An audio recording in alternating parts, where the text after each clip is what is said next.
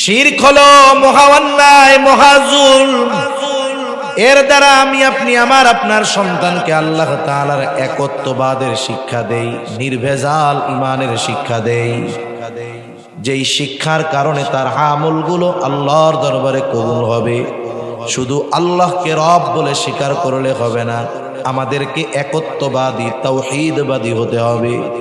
আল্লাহ তাআলার জাত সিফাত কোনো কিছুর সাথে শিরিক করা যাবে না। কেননা আল্লাহ রাব্বুল আলামিন কোরআনুল কারীমের মধ্যে জানায় দেন, তিনি যেই গুনাহ চান সেই গুনাহ আল্লাহ ক্ষমা করে দিবে। কিন্তু কেউ যদি আল্লাহ তাআলার সাথে শিরিক করে, আল্লাহ রাব্বুল আলামিন ওই শিরকের গুনাহ ক্ষমা করবে না। শিরিক কত প্রকার, কি কি, এই বিষয়টা আমি নেই নাই বিধায় বিস্তারিত আলোচনায় যাব না। শুধুমাত্র শিরক কত বড় ভয়াবহ এক অন্যায়, আল্লাহ রাব্বুল আলামিন পবিত্র কোরআনুল কারীমের সূরাতুন নিসার মধ্যে বলেন, ইন্নাল্লাহা লা ইয়াগফিরু আন ইউশরাকা বিহি ওয়া ইয়াগফিরু মা দুনা যালিকা লিমান ইয়াশা। নিশ্চয় আল্লাহ তাআলা শিরকের গুনাহ ক্ষমা করবে না, ওয়া ইয়াগফিরু ক্ষমা কইরা দিবেন, মা দুনা যালিকা লিমান ইয়াশা, ওই শিরক ব্যতীত যত গুনাহ আছে আল্লাহ তাআলা চাইলে ক্ষমা করে দিবে। শুধু তাই না, আল্লাহ তাআলা আরেক জায়গায় বলেন, যে শিরক করবে তার আমল আল্লাহ কবুল করবে না। আল্লাহ তাআলা বলেন, লা ইয়াহবাতান্না আমালু, তার আমলকে বাতিল করে দেওয়া হবে। এই জন্য যে শিরকের সাথে জড়িত সে তো বোঝে না, সে নামাজ পড়লে তার নামাজ কবুল হয় না, রোজা রাখলে রোজা কবুল হয় না, হজ করে এসে নামের আগে আলহাজ লাগানো যায়, কিন্তু ওই হজ আল্লাহর কাছে কিন্তু কবুল হয় না। সেজন্য আল্লাহ তাআলা বলেন, লা ইয়াহবাতান্না আমালু, আমল তো কবুল হবে না, বাতিল বলে গণ্য হবে। শুধু তাই না, যারা শিরকের উপরে থাকবে, তাওবা করবে না, আল্লাহ রাব্বুল আলামিন বলেন, ফাকাদ হারামাল্লাহু আলাইহিল জান্নাহ, আল্লাহ তাআলা ওই শিরিক যারা করে তাদের জন্য জান্নাতকে হারাম করে দিবেন। তাহলে শিরক কত বড় ভয়াবহ এক গুনাহ বলেন তো। আমরা কি কেউ চাই নাকি যে আমাদের সন্তানদের আমলগুলো বাতিল হোক? কেউ চাই? আমাদের সন্তানের জন্য জাহান্নাম ওয়াজিব হোক, জান্নাত হারাম হোক? কেউ চাই? চাই না।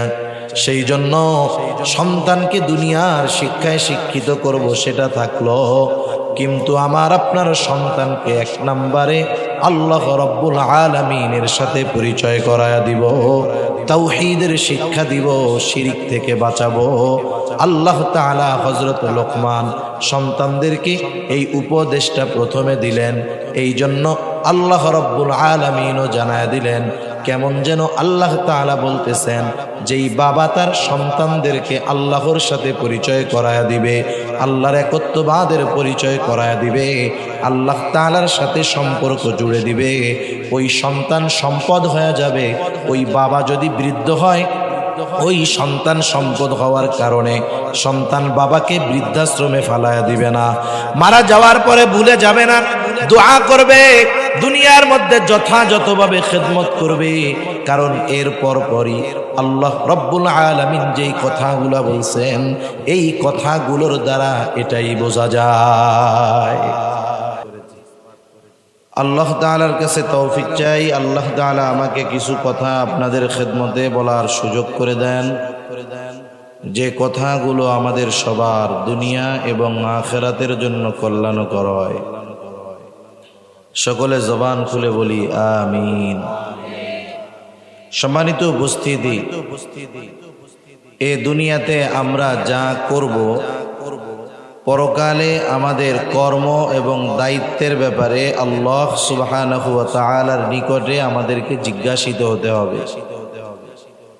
দুনিয়াতে হয়তো আমার কর্মের ব্যাপারে আমাকে কেউ জিজ্ঞাসা করার নাই, কেউ হয়তো করবে না। দুনিয়ায় হয়তো আমাকে জবাবদিহিতার মুখোমুখি হওয়া লাগবে না, কিন্তু কিয়ামতের দিন দুনিয়ার সকল কর্মের জবাবদিহিতা আল্লাহ রাব্বুল আলামিনের দরবারে দেওয়া লাগবে নাকি লাগবে না? নিঃসন্দেহে লাগবে। সেজন্য এ দুনিয়াতে আমাদের কাজ কর্ম এমনই হওয়া উচিত যাতে অনন্তকালের ওই অবস্থান স্থল আমাদের জন্য কল্যাণকর হয়, জান্নাত হয়। এজন্য দুনিয়াতে আমাদের এমনভাবে চলা উচিত যাতে আল্লাহ রাব্বুল আলামিনের সামনে ওই জবাবদিহিতার সময় আমি সঠিকভাবে আমার দুনিয়ার দায়িত্বের ব্যাপারে আল্লাহ তাআলার কাছে জবাব দিতে পারি। যদি না পারি তাহলে কিয়ামতের দিন আমি ব্যর্থ। আমি সামগ্রিক সব দায়িত্বের কথা আপনাদের খেদমতে বলবো, এ বলার সুযোগও নাই, সময়ও নাই, এখন সম্ভবও নয়। তবে কিছু দায়িত্ব আছে, সেই দায়িত্বগুলো যদি আমরা যথাযথভাবে পালন করি তাহলে আশা করা যায় কমপক্ষে আমার অধীনস্থ যারা আছে এরা জাহান্নামের লাকড়ি হবে না, জ্বালানি হবে না, ওরা নিজেরাও জাহান্নাম থেকে বাঁচবে, আমিও বাঁচতে পারবো। এই কাছাকাছি আমার আত্মীয় স্বজন, পরিবার পরিজন, আমার পরিবারের মধ্যে যারা আছে এদের মধ্যে অন্যতম হলো আমাদের নিজেদের সন্তান। আল্লাহ রাসূল সাল্লাল্লাহু আলাইহি ওয়াসাল্লাম বলেন, কুল্লুকুম রাঈন ওয়া কুল্লুকুম মাসউলুন আন রাইয়াতিহি। তোমরা প্রত্যেকে এক একজন দায়িত্বশীল ব্যক্তি, আর প্রত্যেককে তার দায়িত্বের ব্যাপারে জিজ্ঞাসা করা হবে। কিয়ামতের দিন আমার অধীনস্থ যারা আছে, আমার স্ত্রী, তার ব্যাপারে আমাকে জিজ্ঞাসা করা হবে। আমার সন্তানের ব্যাপারে আমাকে জিজ্ঞাসা করা হবে।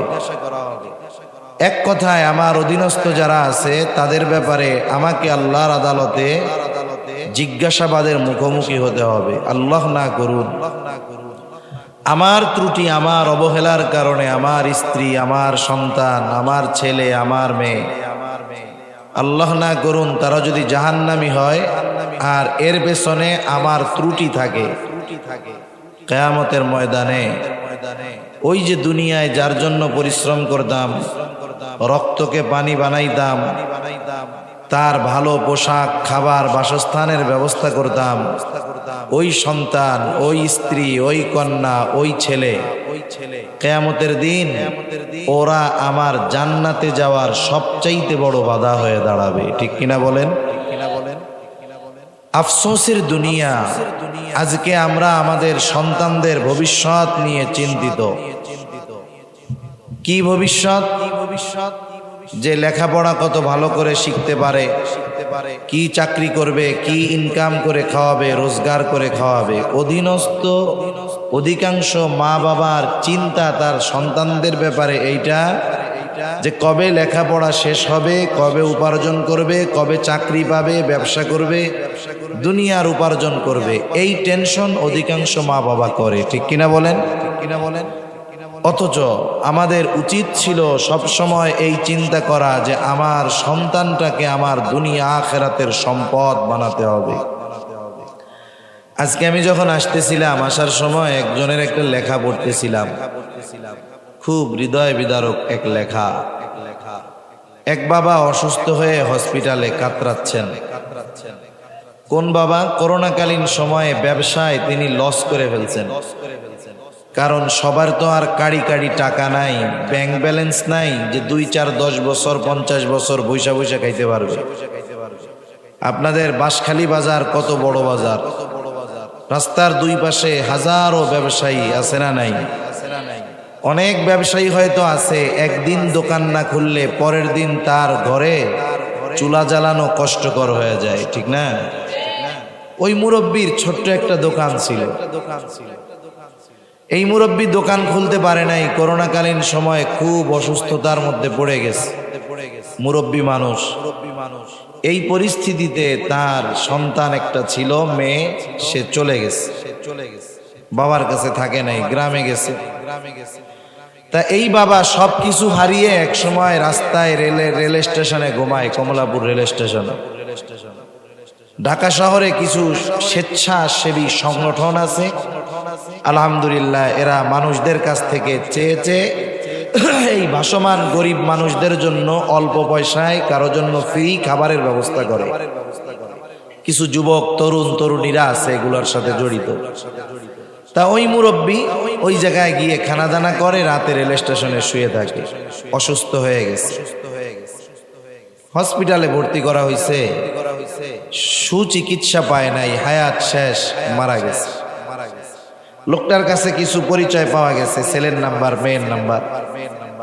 মেয়ের নাম্বারে ফোন দেওয়া হইতেছে যে তোমার বাবা অসুস্থ হয়ে হসপিটালে মারা গেছে। মেয়েটা ফোনে বলতেছে আপনারা যা পারেন করে ফেলেন, আমরা আসতে পারবো না। শুধু তাই না, যিনি ফোন দিছেন তিনি লিখতেছেন যে সে আমার নম্বরটা ব্লক লিস্টে দিয়ে রাখছে, ব্লক করে দিছে।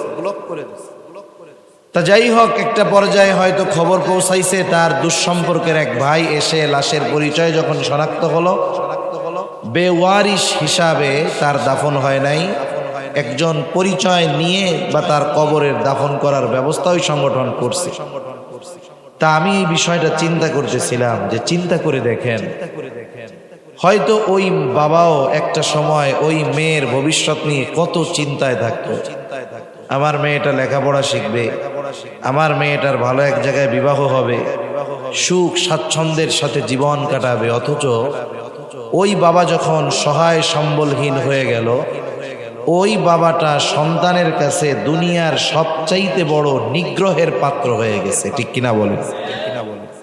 এটা তো একজন মধ্যম আয় বা স্বল্প আয়ের মানুষের কথা বললাম। আমাদের দেশে আজ থেকে 20, 25, 30 বছর আগেও মুরব্বীরা তো বুঝবেন বৃদ্ধাশ্রম কাকে বলে, এটা আমরা শুনি নাই, আপনারা শুনেন নাই। বৃদ্ধাশ্রম কি, সেফ হোম কি, এগুলো আপনারা শুনেন নাই। অথচ আজকে দিন যাচ্ছে, বৃদ্ধাশ্রমের সংখ্যা বাড়তেছে না কমতেছে?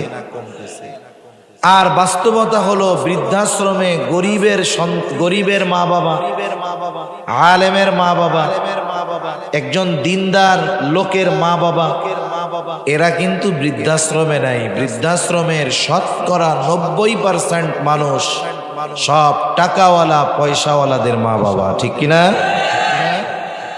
বাংলাদেশের অনেক প্রসিদ্ধ ব্যক্তির কথা বলা যাবে। আমি যেখানে থাকি ঢাকাতে, জাহাঙ্গীরনগর বিশ্ববিদ্যালয়ের পাশে, ওই জায়গার একজন বড় প্রফেসর ছেলেদেরকে বড় উচ্চ শিক্ষিত বানিয়েছেন দুনিয়ার লাইনে, তাদের ফিউচার ব্রাইট করে দিয়েছেন। মা বাবা বলে না, তুমি এখন লেখাপড়া করো, তোমার ফিউচার ব্রাইট হয়ে যাবে, মানে তোমার ভবিষ্যৎ উজ্জ্বল হয়ে যাবে, তুমি বিসিএস ক্যাডার হবা, তুমি হয়তো ভালো মতো লেখাপড়া করলে স্কলারশিপ নিয়ে বিদেশে যেতে পারবা। এই সন্তানগুলোকে ভবিষ্যৎ উজ্জ্বল করার আশায় মা বাবা কত লেখাপড়া, অলরাউন্ডার বানানোর জন্য সব কিছু করাইছে। অথচ বাবা সব সম্পদ ব্যয় করে যেই ছেলেটাকে বড় অফিসার বানালেন, ডাক্তার বানালেন, ইঞ্জিনিয়ার বানালেন, ওই সন্তান সম্পদ উপার্জন করে ঢাকা শহরে 10 তলা বাড়ির মালিক। অথচ যেই সন্তানের পেছনে বাবা তার জীবনের সব উপার্জন ব্যয় করে দিল, ওই 10 তলা বাড়ি তো বহুদূর, ওই 10 তলা বাড়ির নিচের তলায় গাছতলায়ও ওই বাবার জায়গা হয় না। তার মানে বোঝা গেল এই বাবা সন্তানকে লেখাপড়া শিখিয়ে দুনিয়ার লাইনে টাকা পয়সা বানানোর লাইন করে দিয়েছে ঠিক, দুনিয়া আখিরাতের জন্য এই সন্তানকে সম্পদ হিসাবে পরিণত করতে পারে নাই।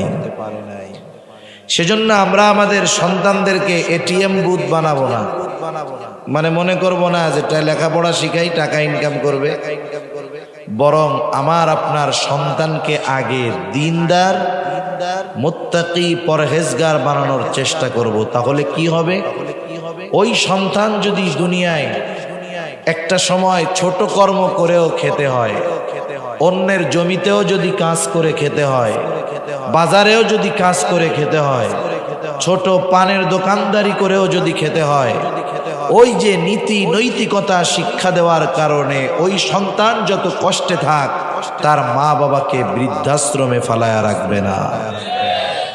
দুনিয়ার অনেক কোটিপতির কথা আমরা জানি, হায় হায়, বাবার কবর এসে একবার জিয়ারত করার সুযোগও তাদের হয় নাই, আসে না, বিরক্তিকর মনে করে।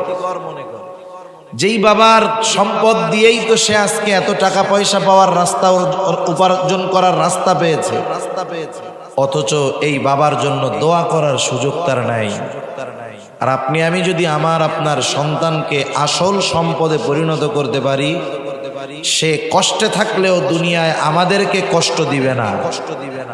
আমরা দুনিয়া থেকে যাওয়ার পর সে আমাদের ভুলবে না, হয়তো প্রত্যেক নামাজের পরে দোয়া করবে, রব্বির হামহুমা কামা রব্বায়ানি সগীরা। এজন্য আমরা আমাদের সন্তানদেরকে সম্পদে পরিণত করব। একটা স্বর্ণ তার সাথে সঠিক ব্যবহারের কারণে এটা দামি হয়ে যায়। স্বর্ণ তো আর প্রথমে স্বর্ণের মতো থাকে না, খনির মধ্যে মাটির সাথে কয়লার সাথে মিশে থাকে, এরপরে স্বর্ণটাকে স্বর্ণকারের কাছে দেওয়া হয়। একটা টুকরা বা থাকে, বারের মতো থাকে, ওটাও তো পরে বানায়।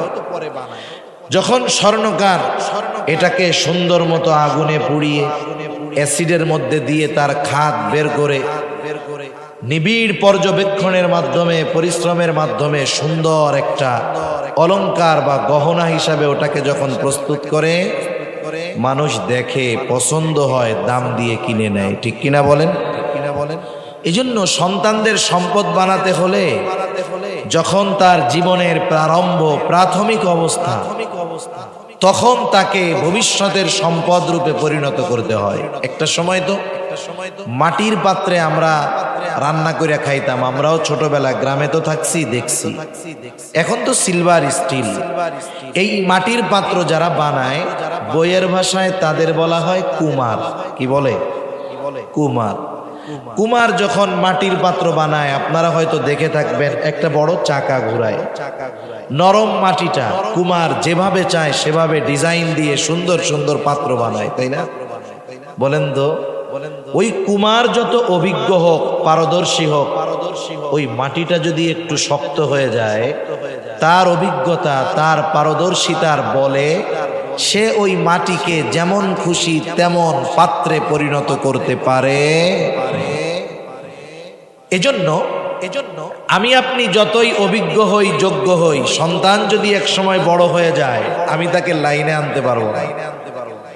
সেজন্য সন্তান যখন ছোট থাকবে, ওই সময় থাকতেই যদি আমি তাকে সম্পদে পরিণত করার চেষ্টা করি, আশা করা যায় আমার চেষ্টা সফল হবে, সম্পদ হবে আমার আপনার সন্তান। এজন্য আল্লাহ সুবহানাহু ওয়া তাআলা কিভাবে আমরা আমাদের সন্তানদেরকে সম্পদে পরিণত করব, কারণ কারো ঘরে যদি একটা দুষ্টু ছেলে থাকে, একটা অ্যাডিক্টেড ছেলে থাকে, নেশাগ্রস্ত একটা ছেলে থাকে, জুয়ারি একটা ছেলে থাকে, অসভ্য একটা ছেলে থাকে, ওই ঘরওয়ালা কোটি টাকার মালিক হতে পারে, এসি রুমে থাকতে পারে, কিন্তু সন্তানটা মানুষের মতো মানুষ না হওয়ার কারণে ওই আরামের এসিটাও ছোট একটা জাহান্নামের রুম হয়ে যায়। ঠিক কিনা বলেন? আর যার সন্তান ভালো, সম্পদ, অনেক বাবা হয়তো আছে, অনেক কিছু নাই, বাড়িঘর বিল্ডিং নাই, কিন্তু দুটো ছেলে আলেম না হোক, দুটো ছেলে ভালো মানুষ। শুধু যে আলেম হইলেই যে ভালো হয় বিষয়টা এমন নয়। আলেম নয়, এমন অনেক ভালো মানুষ, নেককার মানুষ সমাজে আছে না নাই? সে কোনোদিন অন্যায় করে না, অপরাধ করে না। দেখবেন বাবাকে অনেক কিছু দিতেও পারে না ওই ছেলেরা, এরপরেও বাবা গর্বের সাথে বলে, আমার সন্তানদের হয়তো উপার্জন অনেক নয়, কিন্তু আমার সন্তানগুলো মানুষের মতো মানুষ। ঠিক কিনা বলেন? আর যেই লোকের ছেলে অন্যায় অপরাধ করে বেড়ায়, মনে করেন অবৈধ পন্থায় অনেক সম্পদ উপার্জন করছে, ওই বাবা যদি নীতি নৈতিকতা তার মধ্যে থাকে, ওই অবৈধ উপার্জনকারী সন্তান, দুশ্চরিত্র সন্তান যত টাকার মালিক হোক, সে কখনো তার সন্তানকে নিয়ে গর্ব করতে পারে না। ঠিক কিনা বলেন? কারণ জানে আমার সন্তানের যেই ক্যারেক্টার, এই চরিত্রের ব্যাপারে গর্ব করা যায় না। এজন্য আমরাও চাই যে আমরা যখন বৃদ্ধ হব, আল্লাহ যদি বাঁচায় রাখে, আমরা আমাদের সন্তানদের নিয়ে গর্ব করব যে কিছু না হোক সন্তানটাকে মানুষের মতো মানুষ বানাতে পেরেছি। দুনিয়ায় হয়তো কিছু দিতে পারে নাই, আশা করি এই সন্তান মৃত্যুর পরে দোয়া করতে পারবে এই ধরনের নেক সন্তান, উত্তম সন্তান যারা বিবাহ করছে তারাও চায়, যারা করে নাই ভবিষ্যতে করবে তারাও চায়। ঠিক কিনা বলেন? এজন্য কি করণীয়? এজন্য যেটা করণীয়, আল্লাহ তাআলা কোরআনুল কারীমে আমাদেরকে কিছু দিক নির্দেশনা দিয়েছেন। হযরত লোকমান উনি ওনার সন্তানদেরকে কিছু উপদেশ দিয়েছেন, নসিহত করেছেন। আল্লাহ সুবহানাহু ওয়া তাআলার কাছে হযরত লোকমানের নসিহত, উপদেশগুলো এতটা পছন্দনীয় হয়েছে যে আল্লাহ রাব্বুল আলামিন একটা সূরা নাজিল করলেন লোকমান নাম দিয়ে। সাথে সাথে হযরত লোকমান তার সন্তানদেরকে যেই উপদেশগুলো দিয়েছে, ওই উপদেশগুলো কোরআনুল কারীমের মধ্যে নাজিল করলেন এবং আমাদের জন্য শিক্ষণীয় হিসাবে রেখে দিলেন। কারণ কি?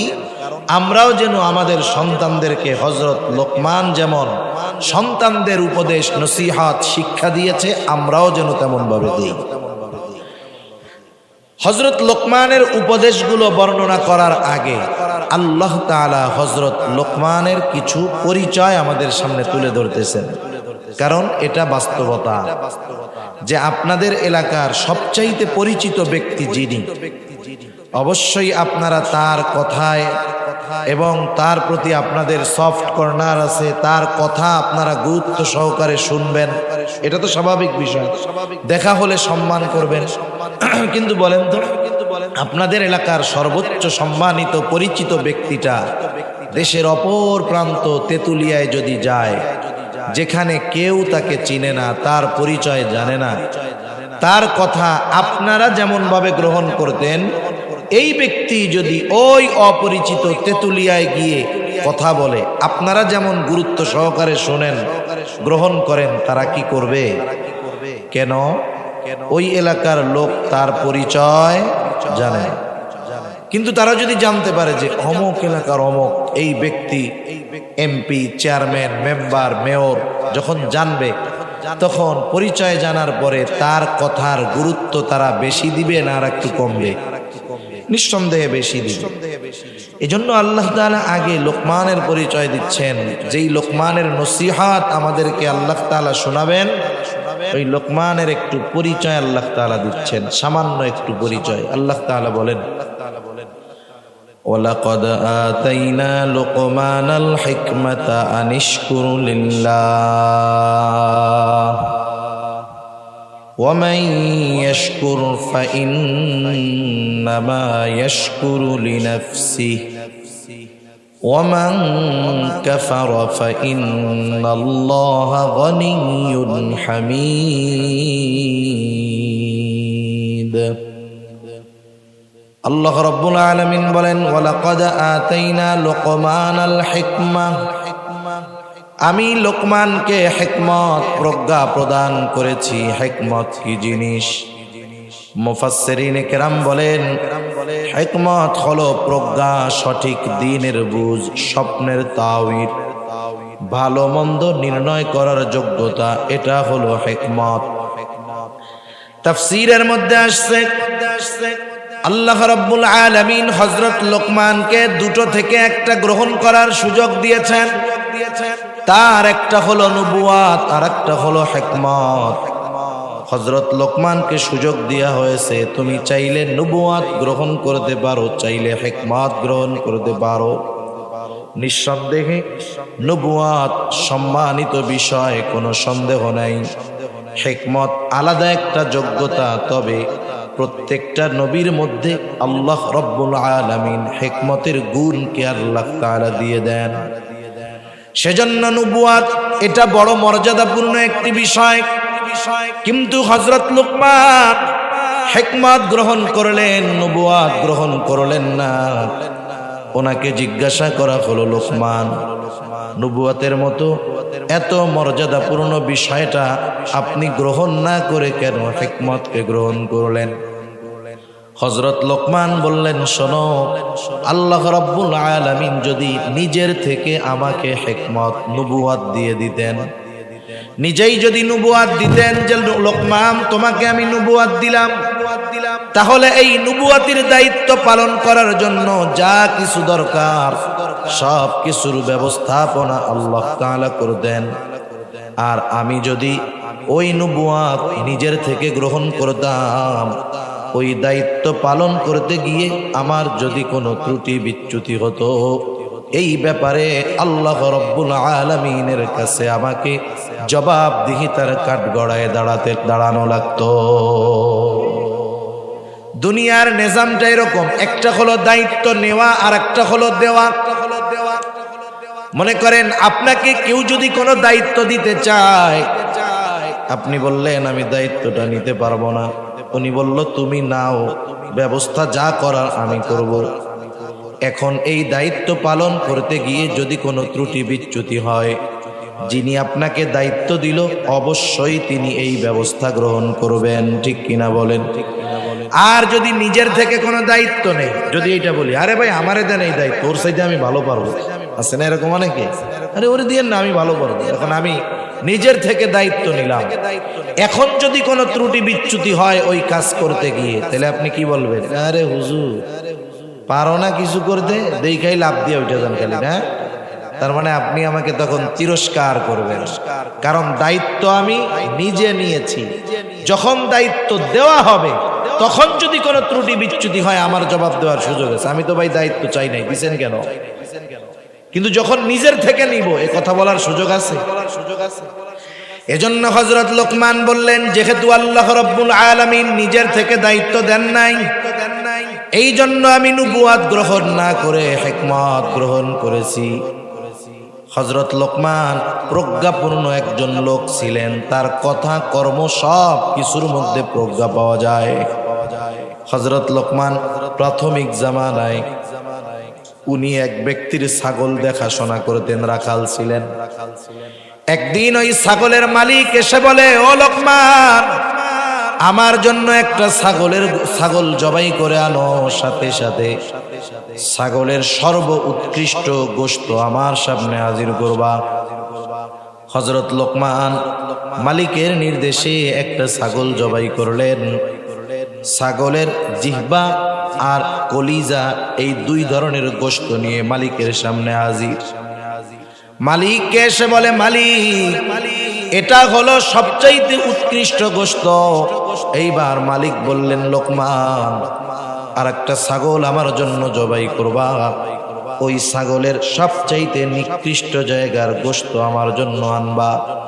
হযরত লোকমান আর একটা ছাগল জবাই করলেন, আবার জিহ্বা আর কলিজা এই গুর্দা, হাড়, হৃৎপিণ্ড এই দুইটা নিয়ে মালিকের সামনে হাজির। মালিক এবার বলে, লোকমান তুমি কি আমার সাথে মজা করো? তোমাকে আনতে বললাম সর্বোৎকৃষ্ট গোশত, তুমি যে দুই ধরনের গোশত আনলা, আবার যখন বললাম সবচাইতে নিকৃষ্ট জায়গার গোশত আনো, আবার সেইগুলো আনলা। এটা হলো কর্মের হিকমত। কথার হিকমত কি? হযরত লোকমান বলতেছে, মালিক এই দুইটা তথা জবান আর অন্তর যদি ভালো হয়ে যায় তাহলে তার সব কিছু ভালো হয়ে যায়, আর যার জবান আর অন্তর খারাপ হয়ে যায় তার সব কিছু খারাপ হয়ে যায়। তার মানে যার অন্তর আর জবান ঠিক, সে দেখতে কালা হোক, অনেক উঁচু বংশের মানুষ না হোক, কিন্তু সে ভালো। আর যার এই দুইটা জবানও ঠিক নেই, ও যত উচ্চ বংশের হোক, চেহারা যত স্মার্ট হোক, দেখতে যত সুন্দর হোক, সে নিকৃষ্ট একজন ব্যক্তি, ঠিক কিনা বলেন? আল্লাহ রাব্বুল আলামিন বলেন, আমি এই লোকমানকে হিকমত প্রদান করেছি। কেন? আনিশকুরুলিল্লাহ, যাতে সে আল্লাহ রাব্বুল আলামিনের কৃতজ্ঞতা প্রকাশ করে। এর দ্বারা আল্লাহ রাব্বুল আলামিন এ কথা বোঝাতে চাইলেন, আমি হযরত লোকমানকে হিকমত প্রদান করেছি। হিকমত এটাও কিন্তু অন্যতম একটা নেয়ামত, দ্বীনের বুঝ নেয়ামত। শুধু টাকা পয়সা ধন দৌলত নেয়ামত নয়, দ্বীনের উপরে চলতে পারা, সত্য মিথ্যা নির্ণয় করতে পারা, এটাও আল্লাহ রাব্বুল আলামিনের পক্ষ থেকে বড় নেয়ামত। জ্ঞান, দ্বীনের বুঝ, এটা বড় নেয়ামত। এজন্য হিকমতটাও তো নেয়ামত। হযরত লোকমানের ব্যাপারে কেমন যেন আল্লাহ তাআলা বলতে চান, যে আমি লোকমানকে হিকমতের মতো নেয়ামত দিয়েছি, শুধু তাই না, সে এই নেয়ামতের শুকরিয়াও আদায় করছে। সুবহানাল্লাহ। মনে করেন যেই ব্যক্তির ব্যাপারে আল্লাহ এই ঘোষণা দিবে যে ও আমার কৃতজ্ঞতা প্রকাশকারী বান্দা, তাহলে বুঝতে হবে ওই লোকটা আল্লাহ রাব্বুল আলামিনের কতটা আনুগত্য। ঠিক কিনা? ঠিক কিনা? আল্লাহ রাব্বুল আলামিন বলেন আনিশকুরুলিল্লাহ, যাতে সে আল্লাহ তাআলার কৃতজ্ঞতা প্রকাশ করে। আর হযরত লোকমান তিনি আল্লাহ রাব্বুল আলামিনের কৃতজ্ঞতা প্রকাশকারী বান্দা ছিলেন। একটা মানুষ কৃতজ্ঞ বান্দা আপনি কেমনে বুঝবেন? হযরত লোকমান একদিন মানুষের সামনে বক্তব্য দিচ্ছেন, ওয়াজ করতেছেন। হযরত লোকমান যখন বক্তব্য দিবেন, উপস্থিত মানুষের মধ্য থেকে একজন দাঁড়ায় বলতেছে, লোকমান, আপনি বক্তব্য শুরু করার আগে আমার একটা জিনিস আপনার কাছে জানার আছে। আমি একটা জিনিস জানতে চাই। কি জিনিস?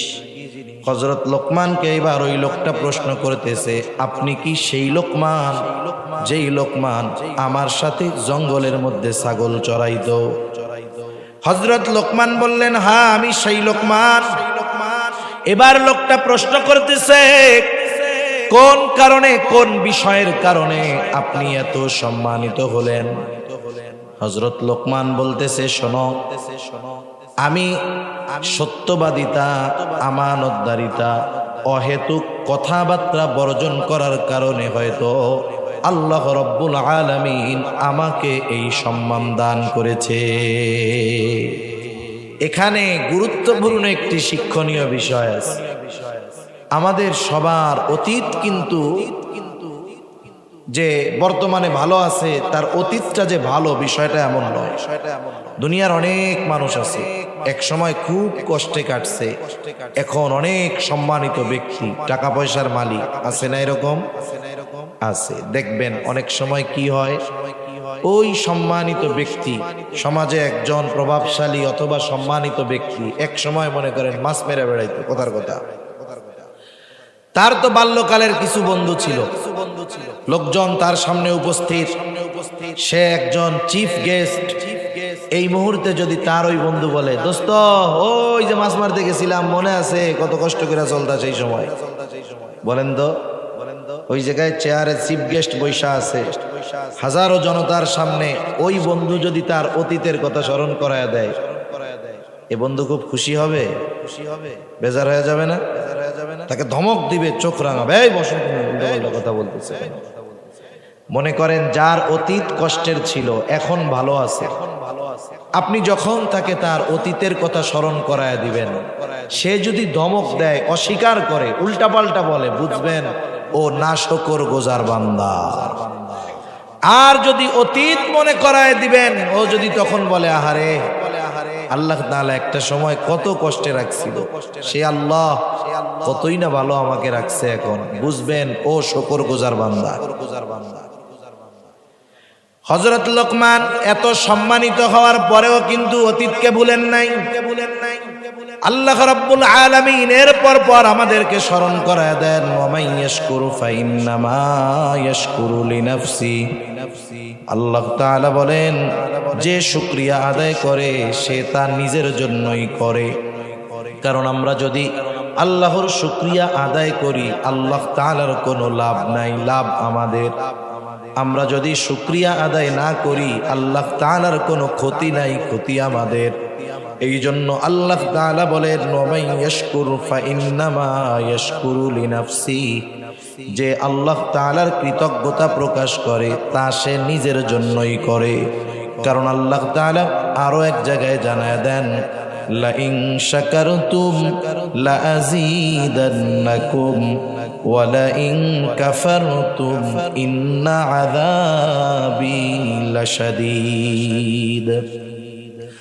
আল্লাহ রাব্বুল আলামিন বলেন, তোমরা যদি নিয়ামতের শুকরিয়া আদায় করো, লা আযীদান্নাকুম, আমি তোমাদের জন্য আরো নিয়ামত বাড়ায়া দিব, ওয়া লা ইন কাফারতুম ইন্না আযাবি লাশাদীদ। তোমরা যদি নিয়ামতের নাশকরি করো, কুফরি করো, জাইনা রাখো আমার আযাব বড় শক্ত, আযাব বড় কঠোর। তাহলে বুঝে থাকলে বলেন, আমরা যদি আল্লাহ তাআলার কৃতজ্ঞতা প্রকাশ করি, লাভ আল্লাহর নাকি আমাদের? সেজন্য প্রত্যেক হালতে সর্ব অবস্থায় আলহামদুলিল্লাহ বলায় অভ্যস্ত। আমরা যখন কুশল বিনিময় করি, কেমন আছেন, আমরা বলি স্বাভাবিক ভালো আছি। আমরা যদি শুধু বলি আলহামদুলিল্লাহ, তাহলে দেখেন আল্লাহ খুশি হয়ে যাবে। ছোটখাটো কিছু নিয়ামত পাইছে, আলহামদুলিল্লাহ, আলহামদুলিল্লাহ আলা কুল্লি হাল, সর্ব অবস্থায় আল্লাহর প্রশংসা। তাহলে আল্লাহ তাআলা আমাদের নিয়ামত বাড়ায় দিবেন, উপকার আমাদের হবে। আর যারা শুকরিয়া আদায় করে না, আল্লাহ রাব্বুল আলামিন বলেন ওমান কাফারা ফা ইন্নাল্লাহা গনিয়্যুন হামিদ। আল্লাহ রাব্বুল আলামিন বলেন যারা কুফরি করে, শুকরিয়া আদায় করে না, আল্লাহ তাআলা বলেন ওমান কাফারা, যারা কুফরি করে, শুকরিয়া আদায় করে না, তাদের জেনে রাখা দরকার যে ফা ইন্নাল্লাহা গনিয়্যুন হামিদ, আল্লাহ তাআলা হলেন অমুখাপেক্ষী সপ্রশংসিত এক মহান সত্তা, যিনি আমাদের কাছে আমাদের প্রশংসার মুখাপেক্ষী নয়। এমন নয় যে আমরা শুকরিয়া আদায় করলে, প্রশংসা করলে আল্লাহর খুব লাভ হয়ে যাবে, না করলে ক্ষতি হয়ে যাবে, বিষয়টা এমন নয়। এজন্য আমরা শুকরগুজার বান্দা হব, আল্লাহ তৌফিক দান করুক। এই আয়াতের দ্বারা আল্লাহ তাআলা কি বুঝাইলেন? আল্লাহ বুঝাইলেন যে হযরত লোকমান প্রজ্ঞাবান একজন ব্যক্তি এবং আমার শুকরগুজার এক বান্দা। আমার ওই বান্দা সন্তানদের কি উপদেশ দিয়েছে, এবার আল্লাহ তাআলা সে কথা বলতেছেন। ওয়ালাকাদ আতাইনা লুকমানাল হিকমাতা আনিশকুর লিল্লাহ ওয়া মান ইয়াশকুরু ফাইন্নামা ইয়াশকুরু লিনাফসিহি ওয়া মান কাফারা ফাইন্নাল্লাহা গনিয়্যুন হামিদ। ওয়া ইয ক্বালা লুকমানু লিবনিহি ওয়া হুয়া ইয়াইযুহু ইয়া বুনাইয়া লা তুশরিক বিল্লাহ ইন্নাশ শিরকা লাযুলমুন আযীম। আল্লাহ রাব্বুল আলামিন হযরত লোকমানের নসিহত, প্রথম নসিহত আল্লাহ তাআলা বলেন ওয়া ইয ক্বালা লুকমানু লিবনিহি, যখন লোকমান তার ছেলেকে বলল ওয়া হুয়া ইয়াইযুহু, সে তার সন্তানকে ওয়াজ করতেছে। ওয়াজ কি ওয়াজ? এক নাম্বার ওয়াজ ইয়া বুনাইয়া লা তুশরিক বিল্লাহ। এর দ্বারা হযরত লোকমান সন্তানকে ঈমান শিক্ষা দিচ্ছে। কি শিক্ষা দিতে হবে? হযরত লোকমান ঈমান শিক্ষা দিচ্ছে। প্রত্যেকটা বিষয়ের সূত্র থাকে, বিস্তারিত বলা থাকে না। যেমন মনে করেন আপনারা যারা স্কুলে পড়ছেন, পড়ছেন যারা, প্রত্যেকটা অধ্যায়ের অঙ্কের আগে বীজগণিতের মধ্যে ওই অধ্যায়ের যেই অঙ্কগুলো, সেই অঙ্কগুলোর সূত্র দেওয়া থাকে। সাথে সাথে অনুশীলনীর মধ্যে অঙ্ক আছে 100, কিন্তু উদাহরণের মধ্যে 2-4টা অঙ্ক দেওয়া থাকে, তাই না? 2-4টা অঙ্ক কেন দেয়? সূত্রগুলো কেন লিখে দেয়? তার মানে বোঝাতে চাচ্ছেন যিনি বইটা প্রণয়ন করছেন যে শোনো, এই সূত্র আর এই অঙ্কের ধারাবাহিকতায় এর পরের অধ্যায়ে যতগুলো অঙ্ক আছে সবগুলোই এই সূত্রের আলোকে হবে। মূল একটা সূত্র বলে দেওয়া হয়, বাকিগুলো নিজের থেকে একটু মেহনত করে বাইর করে নিতে হয়। আল্লাহ তাআলা একটা বিষয় বলছেন ঈমান সম্পর্কিত, অতটুকুই শেষ নয়, বাকি বিষয়গুলোও আমাদের শিক্ষা দেওয়া দায়িত্ব। আল্লাহ রাব্বুল আলামিন বলেন হযরত লোকমান তার সন্তানকে ওয়াজ করতেছে। ওয়াজের ভাষা একরকম, আদেশের ভাষাটা কিন্তু আরেক রকম। আমরা যখন আমাদের সন্তানদেরকে কিছু বলতে চাই, অধিকাংশ ক্ষেত্রে বাবারা তার সন্তানদেরকে উপদেশ দেয় তখন, ছেলে খাইতে বসে যখন খাইতে বসে তখন উপদেশ দেয়, যখন সে একটু খরচ টাকা পয়সা চায় তখন উপদেশ দেয়। কি বলে? বাবার হোটেলে খাও তো টের পাচ্ছ না, এই হোটেলের দরজা যেদিন বন্ধ হবে সেদিন টের পাবা। এটা ওয়াজের ভাষা নয়, এটা তো তিরস্কার করা হলো। হযরত লোকমান সন্তানকে তিরস্কার করেন নাই, ওয়াজ করছে। কি করছে? ওয়াজের ভাষা হবে কোমল, নরম। ওয়াজ আবেগ নিয়ে, দরদ নিয়ে, ভালোবাসা নিয়ে বলতে হবে। মনে করেন আপনার সন্তান একটু উল্টাপাল্টা চলতেছে, কিশোর, আপনি যদি তার খালি ধমক দেন, এই ওদের সাথে মিশবি না, এটা করবি না, ওইটা করবি না, এই করবি না, করিস না, ভালো না, এটা শুনতে শুনতে ওর মেজাজ খারাপ হয়ে যায়। কিন্তু আপনি যদি ছেলেটার একটু ওই পথ থেকে ফেরাতে চান, ওয়াজের পদ্ধতিটা অবলম্বন করে, খাবার খাওয়ার সময় কিছু বললেন না, আপনি তাকে আদেশ করেন না, বরং তাকে বলেন তোমার কি আমাকে 10টা মিনিট সময় দেওয়ার সুযোগ হবে?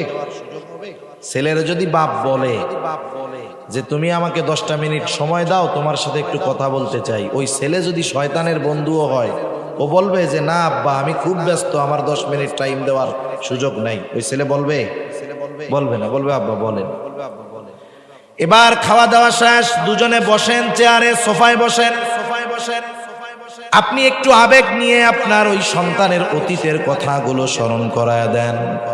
আপনি তাকে বলেন বাবা আজকে তোমার বয়স 14 বছর 15 বছর, তোমার হয়তো কিছু অতীত মনে আছে কিন্তু অনেক অতীত তোমার মনে নাই।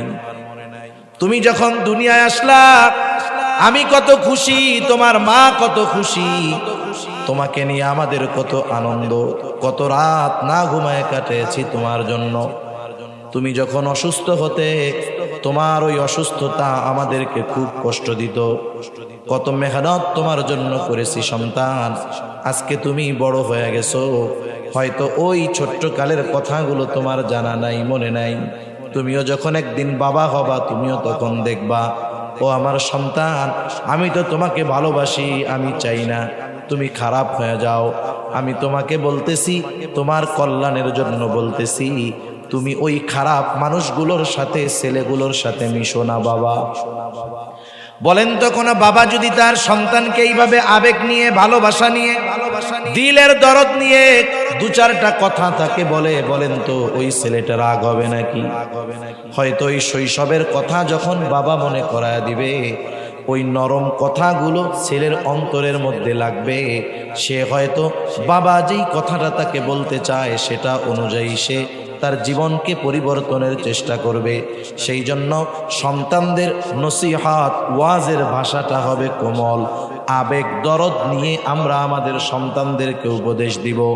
এই জন্য হযরত লোকমান সন্তানকে ওয়াজ করতেছেন, ওয়াহুয়া ইয়াইদুহু, কি ওয়াজ করতেছেন? 1 নাম্বার ওয়াজ, ইয়া বুনাইয়া লা তুশরিক বিল্লাহ, হে আমার বৎস তুমি আল্লাহর সাথে শিরিক কইরো না। ইয়া বুনাইয়া শব্দটার শাব্দিক অর্থ হে আমার বৎস, কিন্তু সব কিছুর সারমর্ম গভীরতা এটা শাব্দিক অর্থ দিয়ে বোঝানো যায় না।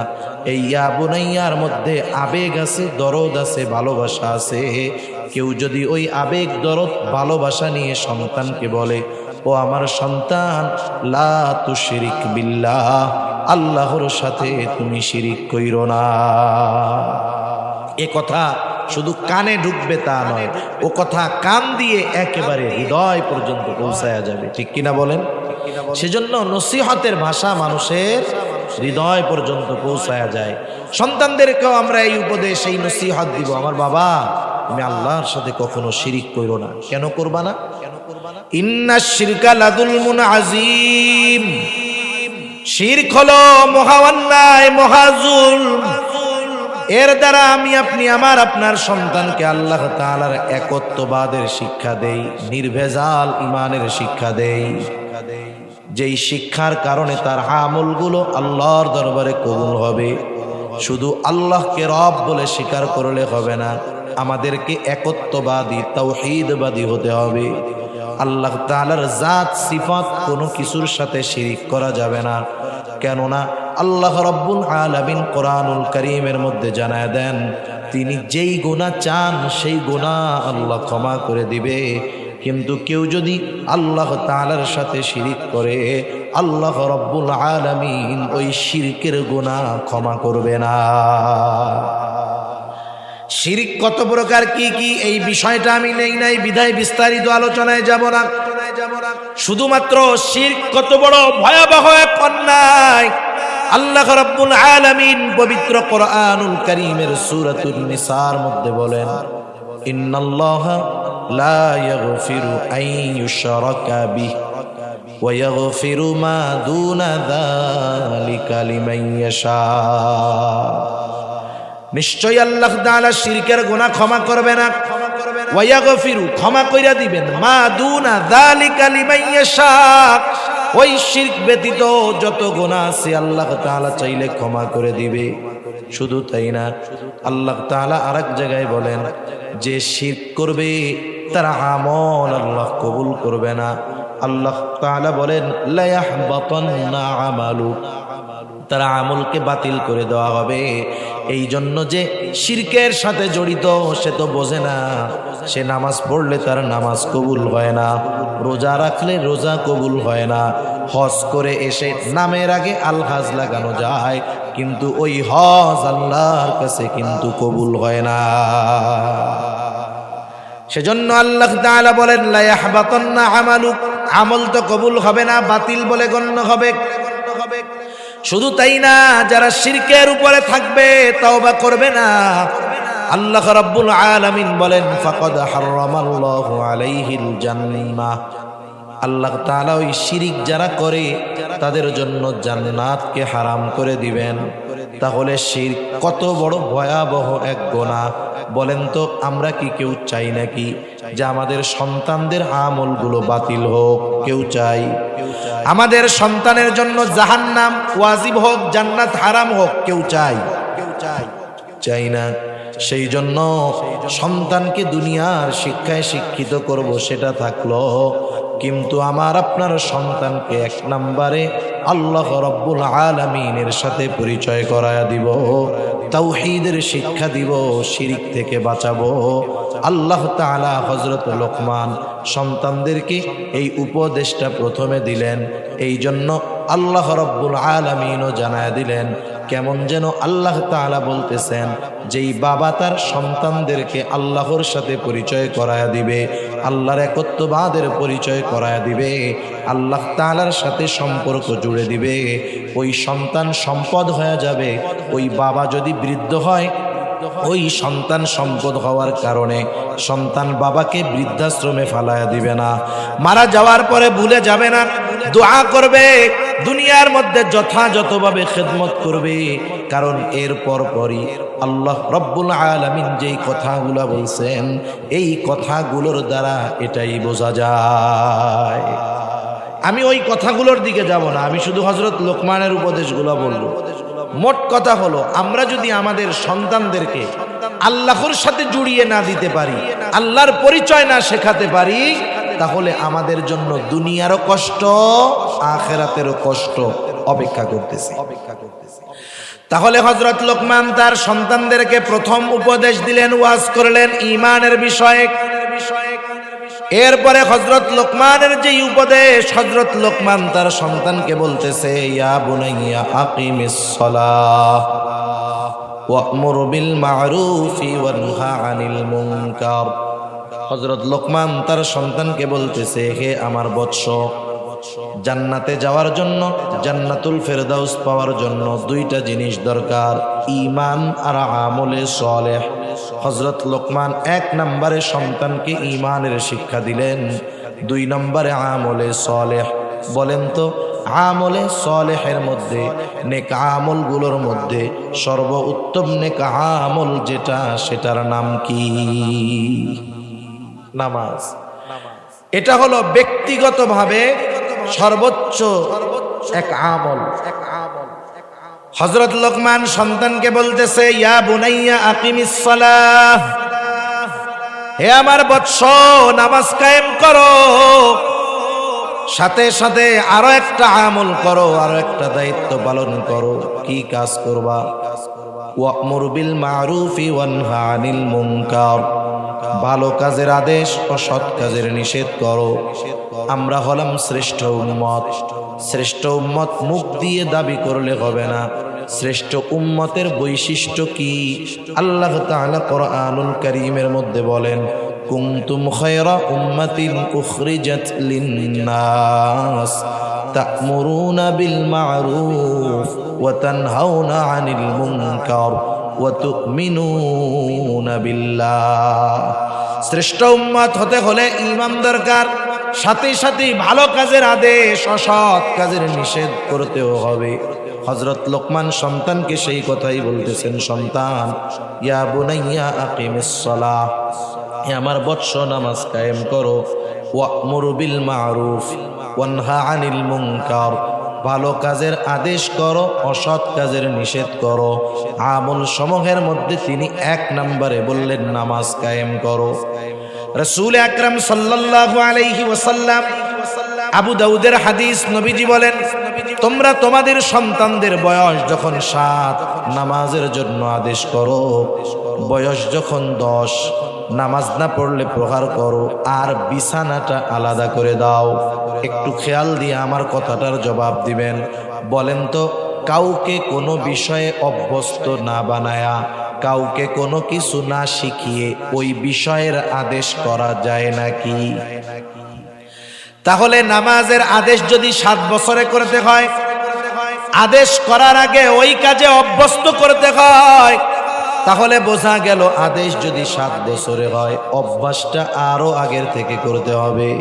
সেই জন্য বাচ্চারা যখন একটু বড় হয়, ভালো মন্দ বোঝে, 4 বছর, 4.5 বছর, 5 বছর, 6 বছর বয়স, নিজে একা মসজিদে যাবেন না, সাথে সাথে ওই ছোট বাচ্চাটাকেও মসজিদে নিয়ে যাবে।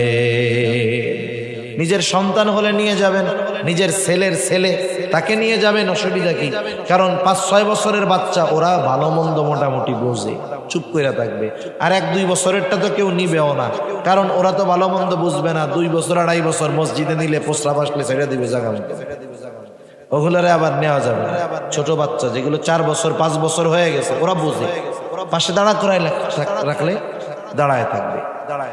একটু চেঁচামেচি ছোট বাচ্চারা করতে পারে, এতে আমরা অনেক সময় বিরক্ত হই। বিরক্ত হব না, কেন হব না? নবীজি ইমামতি করতেছেন, রাসূলুল্লাহ সাল্লাল্লাহু আলাইহি ওয়াসাল্লাম সিজদায় গেলেন।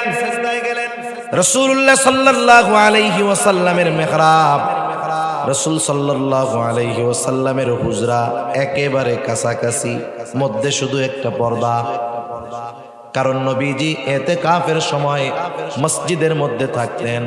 আয়েশা সিদ্দিকা রাদিয়াল্লাহু তাআলা আনহা হুজরার মধ্যে থাইকা নবীজির মাথায় তেল দিয়ে দিতেন। তার মানে বুঝতে পারছেন, শুধুমাত্র একটা পার্টিশন দরজা।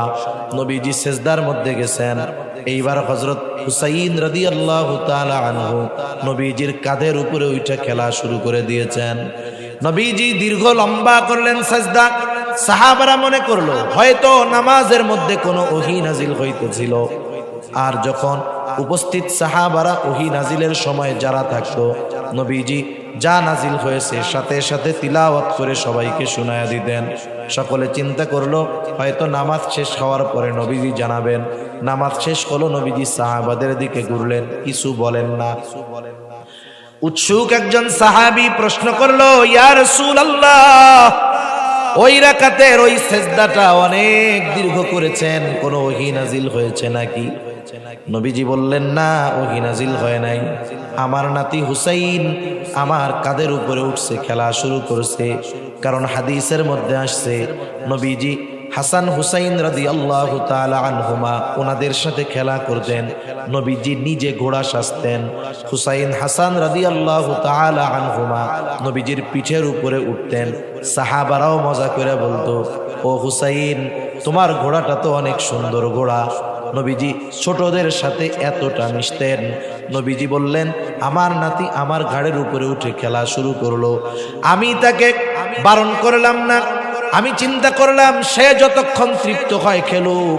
সে যখন তৃপ্ত হলো, কারণ ছোট বাচ্চাদের অভ্যাস হলো এক কাজ দীর্ঘ সময় করে না, যখন আরেকটা মনে আসে ওইটা ধুয়ে চলে যায়। সে খেলা শেষ করার পরে নামলো। এরপরে আমি সিজদা থেকে মাথা উঠাইলাম। নবীজি ছোটদের ব্যাপারে এতটা সহনশীল ছিলেন। বলেন তো, আমার আপনার মসজিদের ইমাম সাহেব, তার পোলা যদি গাড়ির উপর এটা গেলে, উনি যদি সিজদা একটু দেরি করে, সালাম ফিরাইতে দেরি, চাকরি যাইতে দেরি নাই, কি বলবে? সুন্নত পড়ার আগে শোনেন, আপনার চাকরি নাই, এখনই বাইর হবেন। এই হইতো আমাদের অবস্থা। অথচ চিন্তা করেন, নবীজি ইমামতি করতেছেন, আয়েশা বাচ্চা খেলা করছে, কতটা অগ্রাধিকার দিচ্ছেন এই বাচ্চাদেরকে। সেজন্য আমরা যদি মসজিদে বাচ্চারা গেলে ধমক দেয়, অনেকে বোঝে না। তো অনেক জায়গায় আছে ছোট বাচ্চা, 5 বছরের বাচ্চা গেছে, ওরা একটু 3-4 জন যখন এক জায়গায় হয়, ওরা তো খেলাধুলা করে, দুষ্টুমি করে। হায় হায়, তখন নামাজ শেষ করে এই কার ছেলে রে, এই সেই হ্যান ত্যান এমক ধমক দেওয়ার, বাপরেও দেয় ওর কোলারে। এইবার বলেন ওই ছোট বাচ্চা যদি একবার চিন্তা করে মসজিদে গেলে ধমক খাইতে হয়, ওকে হয়তো 5 বছর বয়সে ধমক দিয়া বাইর করে দেওয়া হইল, 15 বছর যখন বয়স হবে পায়ে ধরলেও মসজিদে আসবে না। এজন্য বাচ্চারা আসলে আমরা বিরক্ত হব না, কারণ ওই বাচ্চাদের আনবো যাদেরকে অভ্যাস করানো যায়। 5 বছর 5.5 বছর এরা তো একটু বোঝে, তারপরেও ছোট বাচ্চা দুষ্টুমি করতে পারে। অনেকে আবার বলে হ্যাঁ নামাজ পড়ি, খুশুখুজু নষ্ট হয়ে যায়। লাইলি মজনুর গল্প শুনছেন না? এই গল্পের মধ্যে অনেক শিক্ষণীয় বিষয় আছে। এক বুজুর্গ পড়তেছে নামাজ, এখন লাইলির বাড়ির দিকে দৌড় শুরু করছে মজনু। নামাজি নামাজ পড়তেছে, মজনু নামাজির সামনে দিয়ে দৌড়ায় চলে গেছে।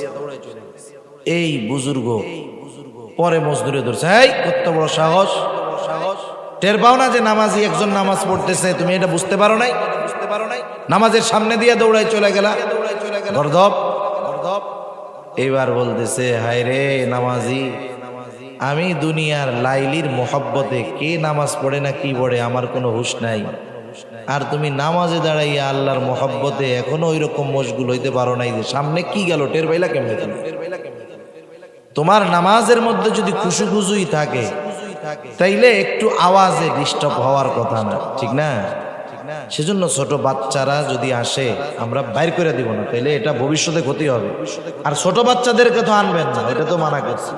তাহলে কি হবে দেখেন, 7 বছর বয়সে ওকে নামাজের আদেশ করা লাগবে না।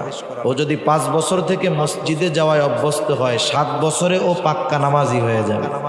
আমাদের মাদ্রাসাগুলোর মধ্যে ছোট ছোট বাচ্চারা অনেক সময় পড়ে, আপনি 5-6 বছরের বাচ্চার নামাজের ভাব দেখলে, অবস্থা দেখলে মনে হবে যে এত সুন্দর নামাজ পড়তেছে, এখনো নামাজের বালেগ হয় নাই।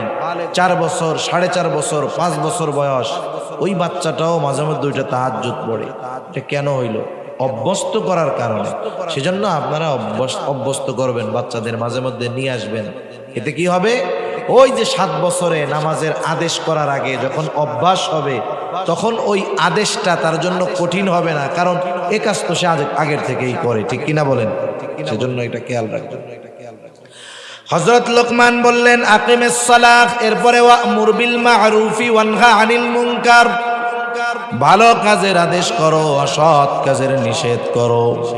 দুনিয়ার নিজাম হলো ভালো কাজের আদেশ করলে, অসৎ কাজের নিষেধ করলে হাজারো বাধা বিপত্তি কষ্ট ক্লেশ আসবে, এটা স্বাভাবিক। এই জন্য হযরত লোকমান বললেন শোনো, এই ভালো কাজের আদেশ অসৎ কাজের নিষেধ করতে গিয়ে যদি কোনো বিপদ আপদ আসে, ওয়াসবির আলা মা আসাবাক, তোমার উপরে যদি কোনো মুসিবত আসে তুমি সবর করো, কারণ বিপদ আসার পরে হকের উপরে থাকা, সবরের উপরে থাকা, ইন্না যালিকা মিন আজমিল উমুর, এটা বড় একটা বিষয়, সবাই পারে না। কেউ হয়তো হকের উপরে থেকে জীবন দিয়ে দেয়, পরোয়া করে না, বাঁচার জন্য ওই অবস্থার উপরে অটল থাকতে পারে না, সে নিজের যেই নীতি নৈতিকতা আদর্শকে বিসর্জন করে দেয়। সেজন্য বিপদ আসলে সবর করা এটা বড় এক বিষয়। তাহলে প্রথমে ইমানের শিক্ষা, এরপরে দুনিয়ায় তার কর্মটা কি সেই কর্মের শিক্ষা, আমলের শিক্ষা। এরপরে কি শিক্ষা? এরপরে বলতেছে যে শোনো, আল্লাহ রাব্বুল আলামিনের আরেকটা পরিচয় সন্তানকে হযরত লোকমান শিক্ষা দিচ্ছে। তুমি যদি আমলে কোনো ত্রুটি বিচ্যুতি করো তাইলে কি হবে বাবা?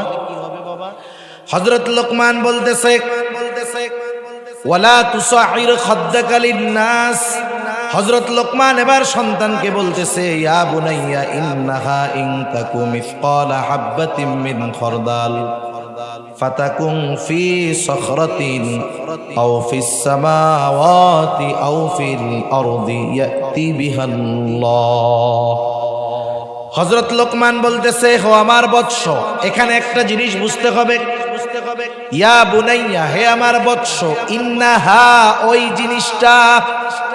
কোন জিনিসটা? মুফাসসিরিন কেরাম বলেন এর দ্বারা উদ্দেশ্য হলো মন্দ কাজ। কোন মুফাসসির বলেন শুধু মন্দ আমল নয়, সকল ধরনের আমল, সেটা ভালো হোক আর মন্দ হোক। তাহলে অর্থটা হবে এই রকম, ও আমার বৎস, তোমার ওই আমলটা, সেই আমলটা যদি সরিষা দানা পরিমাণ হয়, তথা তোমার আমল যদি সরিষা দানা পরিমাণ হয়, ইন্নাহা ইন তাকু মিসকালা হাববাতিন মিন খারদাল ফাতাকুন ফি সখরা, তুমি যদি ওই সরিষা দানা পরিমাণ আমলটা পাথরের মধ্যেও করো, আও ফিস সামাওয়াত, অথবা যদি আসমানেও করো, আও ফিল আরদ, জমিনের মধ্যেও যদি করো, ওই সরিষা দানা পরিমাণ ওই আমলটা ইয়াতি বিহাল্লাহ, তোমার ওই আমলটাও যিনি হাজির করবেন তিনি কে?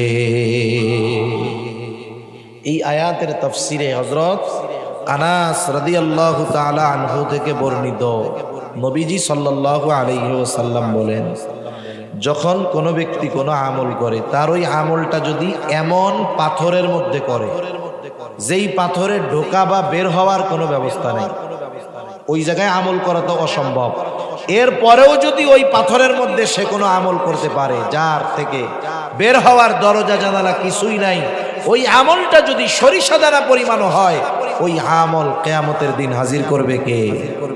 এর দ্বারা সন্তানকে কি শিক্ষা দিলেন? আপনি হয়তো বলবেন যে সন্তান নামাজ পড়ো, গুনার কাজ করো না, ভালো কাজ করো, মন্দ কাজ করো না।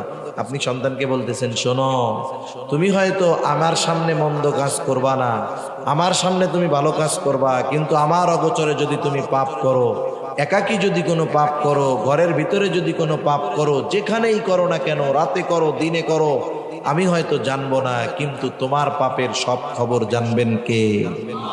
এই যে সন্তানের মাথায় যদি এই কথাটা ঢুকায় দেওয়া যায়, শৈশবকালেই তো ঢুকবে মাথার মধ্যে, এগুলো বড় হওয়ার পরে সহজে ঢুকে না। আমি যদি তাকে আবেগ, আদর, মোহাব্বতের সাথে বারবার কথাগুলো ব্রেনের মধ্যে, জেহেনের মধ্যে বসায়া দিতে পারি, তাহলে কি হবে? ও একটা অপরাধ করার আগে চিন্তা করবে, হায় রে হায়, আমার আব্বু বলছে তো, এটা যদি আমি একাও করি, আমার আব্বু হয়তো দেখবে না, কিন্তু দেখবে কে? এই অনুভূতি যদি তার মধ্যে আসে, চিন্তা যদি আমি আপনি তার মধ্যে ঢুকায় দিতে পারি, তাহলে হায় হায়, তার চরিত্র লোকচক্ষুর অন্তরালেও যেমন, মানুষের সামনেও তেমন, দুনিয়ার বড় বড় গুনাহ তার জন্য ত্যাগ করা কঠিন হবে না, কারণ তার চিন্তা আমার সব কর্মের ব্যাপারে যিনি অবগত তিনি কে? সেজন্য হযরত লোকমান সন্তানকে বলতেছে, সন্তান, তোমার আমলটা যদি সরিষা দানা পরিমাণ হয়, ওইটা যদি তুমি পাথরের মধ্যেও করো, আসমানেও করো, জমিনেও করো, ইয়াতি বিহাল্লাহ, তোমার ওই আমলটাকেও আল্লাহ তাআলা হাজির করবে। কেন হাজির করবে?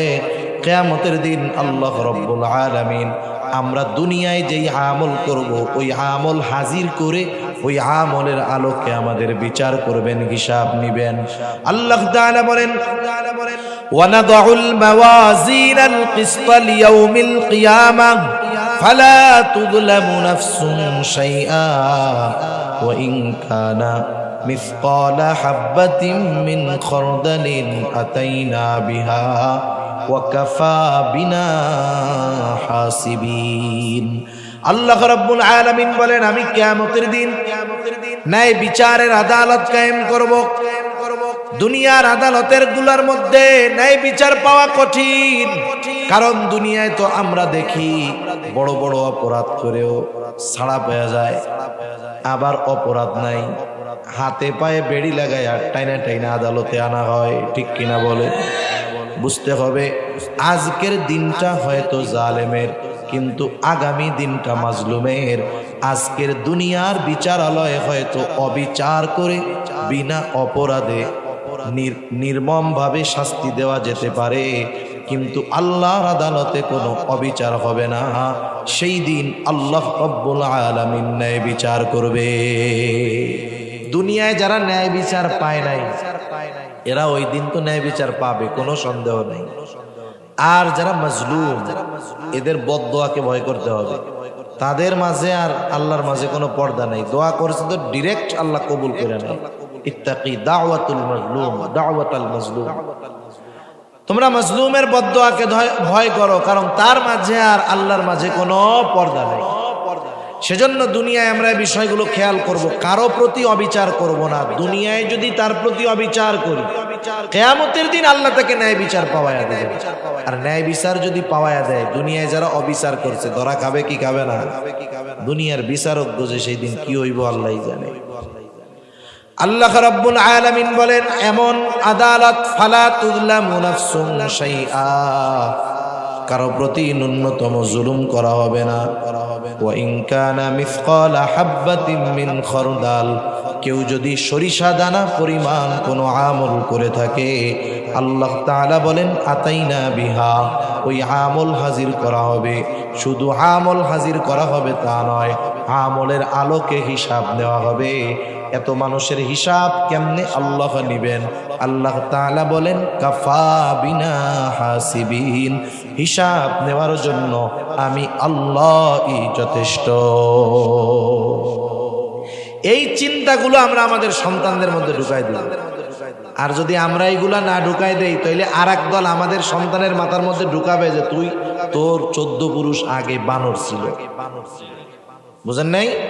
এই চিন্তাগুলো আমরা ওদের মাথার মধ্যে যদি না ঢুকাই, এ বিশ্বাসগুলো যদি তাদের মধ্যে না ঢুকাই, এ কথাগুলো যদি তাদের না জানাই, তাহলে একদল দুষ্টু লোক আইসা তাদের কি জানাবে? আরে তুই মানুষই ছিলি না, তুই বানর ছিলি একসময়, বেঈমান বানায় ফেলে। সেজন্য এগুলো আমাদের খুব জরুরি বিষয়, শুধু আখিরাতের সাথে সম্পৃক্ত বিষয় নয়। এগুলো শিক্ষা দেওয়ার মাধ্যমে ওই সন্তান দুনিয়াতে তার মা বাবার সাথে সদাচারী হবে, ঠিক কিনা বলেন? মানুষের সাথে সদাচরণ শিখবে, ভালো ব্যবহার শিখবে। এজন্য সন্তানকে বলবো, সন্তান তুমি যেই আমল করো সেটা সরিষা দানা পরিমাণও যদি হয়, পাথরের মধ্যেও যদি থাকে, আসমানেও থাকে, জমিনেও থাকে, হাজির করবে কে?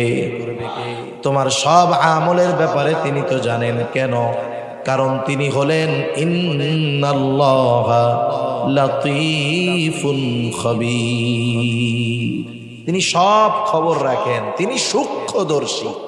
কতটা সূক্ষ্মদর্শী! হায় হায়, গহীন অরণ্যের মধ্যে যখন একটা পাতা পড়ে, ওই পাতা পড়ার যেই আওয়াজটা হয় সেটাও শুনেন কে?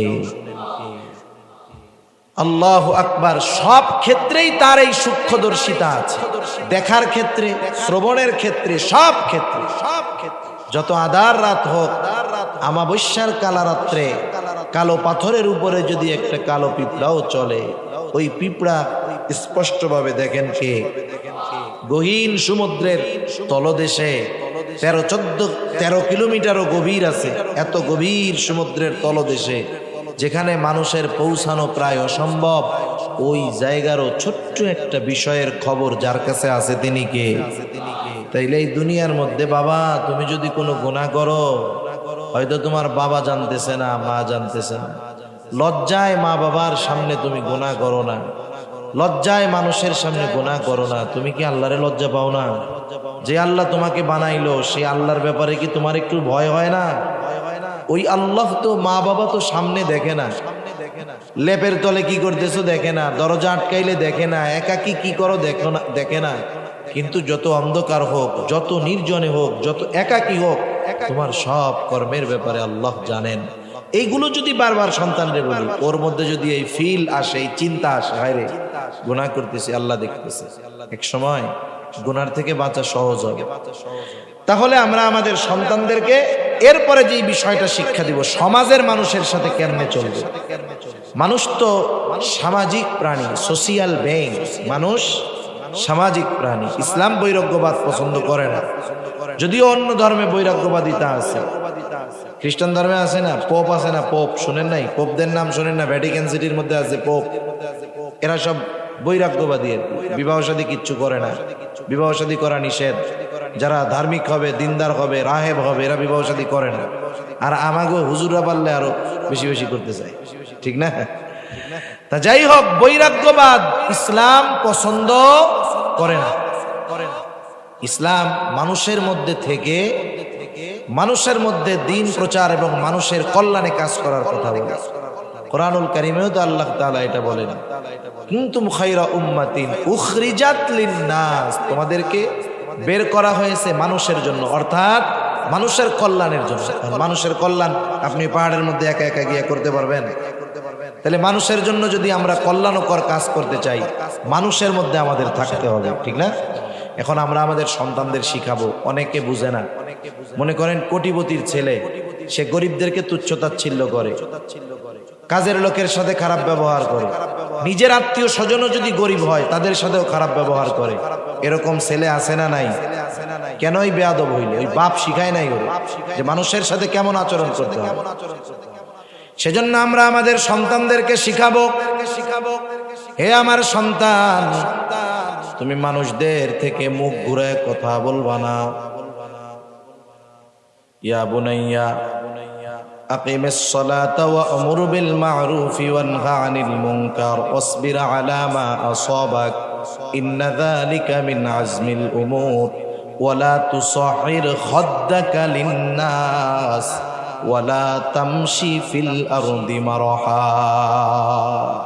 ওয়ালা তুসাহির খাদ্দাকা লিন-নাস। তুমি মানুষের থেকে মুখ ফিরায় কথা বলবে না। এর দ্বারা উদ্দেশ্য হলো অহংকারের সাথে মানুষের সাথে তুমি কথা বলবা না, কারণ অহংকার বড় খারাপ এক জিনিস। আসমান জমিনে সংগঠিত প্রথম পাপ হইল হিংসা আর অহংকার। আর অহংকার এত জঘন্য যে এই হিংসা থেকে অহংকার আসলো, অহংকার করে ইবলিস একেবারে আল্লাহর লানত প্রাপ্ত হয়ে গেল, সব তার বরবাদ। এজন্য নবীজি বলেন, লা ইয়াদখুলুল জান্নাহ মান কানা ফি কলবিহি মিসকালা হাববাতিন মিন কিবর। যার অন্তরের মধ্যে যাররা পরিমাণ অহংকার আছে সে জান্নাতে প্রবেশ করবে না। আল্লাহ আমাদেরকে অহংকার মুক্ত থাকার তৌফিক দান করুক। এই যে সন্তান জাহান্নামে যাবে অহংকার থাকলে, আপনি আমি যারা বাপ আছি এটা কি চাই? আমরা চাই না। এজন্য সন্তানদের শিক্ষা দিব। যারা ধনী আছে তারা শুধু ছেলে পেলে নিয়ে বেড়াইতে কক্সবাজার গেলে হবে না, নীলগিরি গেলে হবে না, সাজেক গেলে হবে না, মাঝে মধ্যে ওই কুতুবদিয়া দ্বীপে নিয়ে যাবে। কুতুবদিয়া দ্বীপের মানুষের জীবনযাপন খুব কঠিন। আমি একবার যাইয়া বুঝতে পারছি জিনিসটা। মানুষ কত পরিশ্রম করে, কত কঠোর জীবনযাপন করে। ওই এসির মধ্যে খালি রাইখেন না, শিখাইয়েন। মাঝে মধ্যে লং ড্রাইভে যান, ওই উত্তরবঙ্গে চলে যাইয়েন, যেখানে দেখবেন আপনার 5 তলা বিল্ডিং এ এসিটা একটু ঠান্ডা কম হইলে কত অশান্তি, অথচ তাদের বাড়িতে ছাউনি নাই, চাল নাই, মাটির ঘর তাও খসে খসে পড়তেছে, টাকা নাই, কিছু করতে পারে না। সেজন্য এগুলো আমাদের সন্তানদেরকে দেখাতে হয়, শেখাতে হয়। শহরে থাকেন, খালি বিল্ডিং এর মধ্যে ঘুরাইয়েন না, মাঝে মধ্যে বস্তি আছে তো, শহরে বস্তি আছে না, প্রত্যেকটা জিনিসের এপিটোপিট আছে, আলোর বিপরীতে আধার আছে। শহরে যেমন বিল্ডিং আছে আবার বস্তিও আছে। শিখাইয়েন মাঝে মধ্যে যে হায় হায়, তোমাকে 15,000 টাকার কম্বল গায়ে দিয়ে ঘুম পাড়াই, তাই তোমার ঘুম আসে না শীতের দিন। শীতে দেখো না ফুটপাতের উপরে নিজের লুঙ্গিটারে গার পোশাক বানায়া কঠিন শীতের রাত্রে ঘুমাচ্ছে। এগুলো দেখায়েন, তাইলে ওই সন্তান বাস্তবতা বুঝবে। ওই সন্তান বিলাসী হবে না, অভদ্র হবে না, বেয়াদব হবে না। সেজন্য সন্তানদেরকে বলবো, আমরা আমার সন্তান, হযরত লোকমান বলতেছে, ওয়ালা তুসাইর খাদ্দাকা লিন-নাস, মানুষের সাথে অহংকার কইরা কথা বইল না। ওয়ালা তামশি ফিল আরদি মারহা, জমিনের উপরে তুমি দর্প ভরে চইল না, বুক ফুলায় চইল না, মুড নিয়ে চইল না। আছে না, চলে না এরকম? আল্লাহ রাব্বুল আলামিন বলেন, ওয়ালা তামশি ফিল আরদি মারহা ইন্নাকা লান তাখরিকাল আরদা ওয়া লান তাবলুগাল জিবালা তুলা। জমিনের উপরে দর্প ভরে চইল না, তুমি ওই পা ফেলে তুমি জমিনকে কখনো বিদীর্ণ করতে পারবা না, উচ্চতায় তুমি কখনো পাহাড় সম হইতে পারবা না। তার মানে এই চলাচলের মধ্যে অগ্রাসী ভাব, এটা অহংকারের কারণে হয়। নেতা চলে কেমনে দেখেন না, এটা অহংকারের চলা। আর আল্লাহ তাআলা কি বলেন জানেন? আল্লাহ রাব্বুল আলামিন বলেন, তুমি আসমান, তুমি জমিনকে বিদীর্ণ করতে পারবা না, উচ্চতায় পাহাড় সম হইতে পারবা না, কিন্তু তোমাকে আমাকে যদি অহংকারের এই রোগ পেয়ে বসে, সন্তানকে এভাবে বুঝাবেন আর কি, যদি অহংকারের এই রোগ পেয়ে বসে, বাবা শুইনা রাখো, ইন্নাল্লাহা লা ইউহিব্বু কুল্লা মুখতালিন ফাখুর। আল্লাহ তাআলা মুখতাল আর ফাখুরকে পছন্দ করেন না। মুখতালকে আর ফাখুরকে আমি বেশি সময় আর কষ্ট দিব না আপনাদের, অল্প সময় আর। মুখতাল হলো সে যে নিজেকে নিজে বড় মনে করে। মুখতাল কি? যে নিজেকে নিজে বড় মনে করে, মনে করেন সে নিজে নিজে একা একা মনে মনে রসগোল্লা গায় যে আমি খুব ভালো আলেম, আমি খুব ভালো বক্তা, আমি খুব ভালো ওয়াইজ, আমি খুব ভালো একজন ভদ্র মানুষ মনে হয়। নিজে নিজে ভাবে, যে নিজে নিজে এটা ভাবে, নিজেরে ভালো ভাবে, এটা হলো মুখতাল।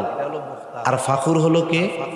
যে অপরকে তুচ্ছ করে নিজেরে বড় মনে করে। আমি ওর চেয়ে অনেক ভালো আলেম, আমি ওর চাইতে অনেক ভালো বক্তা, আমি ওর চাইতে অনেক হ্যান্ডসাম, সুন্দর। মানে আরেকজনকে তুচ্ছ করে নিজেকে কি মনে করে? বড় মনে করে। এটা হলো ফখর, ফাখুর। এই যে আল্লাহ তাআলা বলেন, তিনি এই মুখতাল আর ফাখুর, নিজে নিজে বড় মনে করে যে তাকেও ভালোবাসেন না, আর অপরকে তুচ্ছ মনে করে নিজেরে বড় মনে করে তাকেও আল্লাহ ভালোবাসেন। এজন্য মনে রাখতে হবে। আল্লাহ রাসূল সাল্লাল্লাহু আলাইহি ওয়াসাল্লামের কাছে একজন সাহাবী বলতেছে, ইয়া রাসূলুল্লাহ, মানুষ চায় সে একটু ভালো খাবে, ভালো পরবে, ভালো জুতা পরিধান করবে, এটাও কি অহংকার? নবীজি বললেন না। অহংকার কোনটা? সে ভালো পড়ুক, আল্লাহ দিছে নিয়ামত, কোনো সমস্যা নাই। কিন্তু আরেকজন একটা কম দামি জামা পরছে, ছেঁড়া জামা পরছে, সে নিজেরটারে ভালো মনে করতেছে আর ওইটারে তুচ্ছ মনে করতেছে, তাহলে সে অহংকারী হবে। আল্লাহ আমাকে দিছে, আমি নিয়ামতান পড়তেছি, শুকরিয়া আদায় করবো আল্লাহ তাআলার, অসুবিধা নাই। কিন্তু আমি যখন একজন গরিবকে দেখে তুচ্ছ করব, তখন কিন্তু সমস্যা আছে। দেখেন না, মাঝে মধ্যে যাচ্ছে একসাথে পাঞ্জাবি গায়ে দিয়া আর একজন গরিব মানুষের জামার সাথে ঘষা লাগছে। এই কামের দ্বারা আপনি কি বুঝলেন? ওরে তুচ্ছ করছে তো, এরপরেই না ঝাড়া দিছে। সেজন্য খবরদার, আমরা নিজেরা যারা ভালো পড়তে পারি, খাইতে পারি, এটা আল্লাহ তাআলার নিয়ামত। কিন্তু আরেকজন যে ভালো খাইতে পারে না, আরেকজনের ভালো পোশাক নাই, আমরা কখনো তাদেরকে তুচ্ছ জ্ঞান করব না। এগুলো আমাদের সন্তানদের শিক্ষা দিব। নাহলে কি হবে জানেন? ও চিন্তা করবে আমি কোটিপতির বোলা, আমার এক ধরনের ভাব থাকবে, গরিবের বোলা তার আর এক ধরনের ভাব থাকবে। না না, আপনি যখন তাকে এগুলো বুঝাবেন, ও সমাজের সর্বস্তরের মানুষের সাথে মিশতে পারবে। কারো প্রতি ওর ঘৃণা হবে না, কারো প্রতি ওর বিদ্বেষ হবে না। কারণ আল্লাহ সুবহানাহু ওয়া তাআলা বনি আদম সকলকে সম্মানিত করে আল্লাহ তাআলা সৃষ্টি করেছেন। এই বুঝগুলো সন্তানদের দিব, সাথে সাথে শিক্ষা দিব কেমনে চলবা ফিরবা। ওয়াকসিদ ফি মাশিক ওয়াগদুদ মিন সাউতিক ইন্না আনকারাল আসওয়াতি লাসাউতুল হামির। আল্লাহ রাব্বুল আলামিন কত সুন্দর জানায় দিলেন। হযরত লোকমান তার সন্তানকে মানা করলো, সন্তান জমিনে দর্প করে চলবা না। কিভাবে চলবা? ওয়াকসিদ ফি মাশিক, মধ্যম পন্থা অবলম্বন করে হাঁটবা। ব্যস্ততা নাই, কোনো কাজ নাই, তুমি অযথা ওইভাবে বুক ফুলায়া দৌড়ায়া চইল না। আবার ওই যে অমুসলিমদের মতো ধীরে ধীরেও হাইটো না, মধ্যম পন্থা অবলম্বন করে হাঁটবা। ওয়াকসিদ ফি মাশিক ওয়াগদুদ মিন সাউতিক, তোমার কণ্ঠস্বরকে তুমি নিচু রাখবা, নিচু স্বাভাবিক রাখবা, বিনা কারণে চেঁচামেচি করবা না। যখন তর্ক লাগে দুজনের মধ্যে, তর্ক দেখছেন মানুষের মধ্যে লাগে যে, বিশ্বকাপ ফুটবলের সময় দেখেন নাই আর্জেন্টিনার পার্টি কি বলে, মেসি সবচেয়ে ভালো খেলোয়াড়, আর একজন কয় না না আমাদের ওই ব্রাজিলের এক প্লেয়ার আছে রোনাল্ডো, সে না নেইমার, সে ভালো খেলোয়াড়। এবার দুইজনের তর্কাতর্কি চলে, এক পর্যায়ে আরেকজনের গলা উঁচু হয়ে যায়, এই বেটা জানো আমি কেডা, এই সেই জ্ঞান। এবার যে গলা উঁচু করলো, স্বর উঁচু হইল, ও মনে করে যে আমি মনে হয় জিতে গেলাম। আসলে বিষয়টা তা না। এই বিনা কারণে তার এই উঁচু আওয়াজ করাকে আল্লাহ সুবহানাহু ওয়া তাআলা জানায় দিলেন যে এটাকে গাধার স্বরের সাথে তুলনা করা হইল। এখন ওরে যদি আপনি কইতে গাধার মতো চিল্লাস না রে তুই, আমি আপনি কইলে তো বকাঝকা দিতে পারতো। কিন্তু আল্লাহ তাআলা জানায় দিলেন ইন্না আনকারাল আসওয়াত লাসাউতুল হামির, সবচাইতে নিশ্চয়ই সবচাইতে নিকৃষ্ট আওয়াজ হলো গাধার গলার আওয়াজ। গাধার আওয়াজ হলো ক্যাঁক করে এমন ভাবে চিল্লানি দেয়, আওয়াজটা খুব কর্কশ আওয়াজ হয়। ওই যারা বিনা কারণে চিল্লায়, এদেরকে ওই গাধার আওয়াজের সাথে তাদের আওয়াজের তুলনা করা হয়েছে।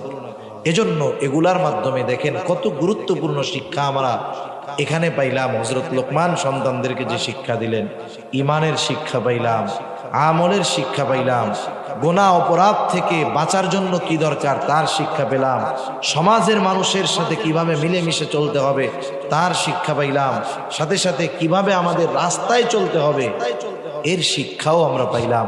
এখন বলেন, বাস্তবতা হলো কেউ যদি আমরা অহংকার মুক্ত হইতে পারি তাইলে সমাজের সব ধরনের মানুষের সাথে চলা এটা সম্ভব।